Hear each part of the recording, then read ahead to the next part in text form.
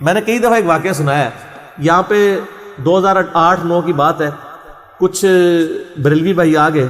ان دنوں میں اس طریقے سے مل بھی لیا کرتا تھا لوگوں سے، عام دنوں میں بھی کبھی موقع ملے تو ان کے ساتھ ایک کوئی عالم دین بھی تھے، 2-3 اور لڑکے تھے. تو وہ کہتے ہیں کہ جی یہ آپ نے جو لکھا ہے نا اہل سنت، نوجوانان اہل سنت، تو ہمیں اختلاف ہے، آپ تو اہل سنت نہیں ہے، اہل سنت تو ہم ہیں.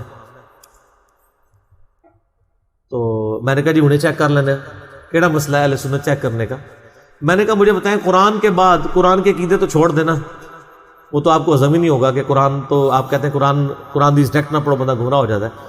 مجھے بتائیں کہ اہل سنت کے بڑے بڑے ائمہ اور اہل سنت کی کتابیں کون سی ہیں قرآن کے بعد؟ تو کہتا ہے جی بخاری اور مسلم میں، بخاری اور مسلم ہے.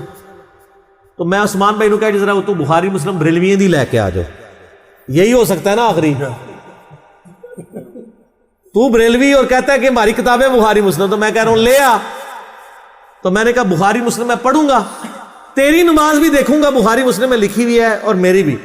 جس کی نکل ہے وہ سنی، دوسرا کی ٹنی، سن سنا کے سنی ٹنی، سنی سن ہو یا دیکھو نا ٹنی نا، یہ تو سب سے مہذب لفظ ہے.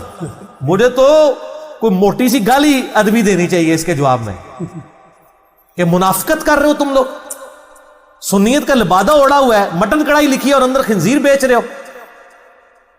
یہ تو پتہ چلے گا کھانے کے بعد. تو کہہ رہا ہے میں سنی، میری کتاب بخاری مسلم، میں بخاری مسلم لے کے آیا ہوں اور میں کہتا ہوں میں چیک کرتا ہوں کہ تیری نماز اس طریقے پہ ہے یا میری ہے. وہ کہتا ہے جی ضرورت ہی نہیں لانے کی، اس کو پتہ تھا میری نہیں ہے.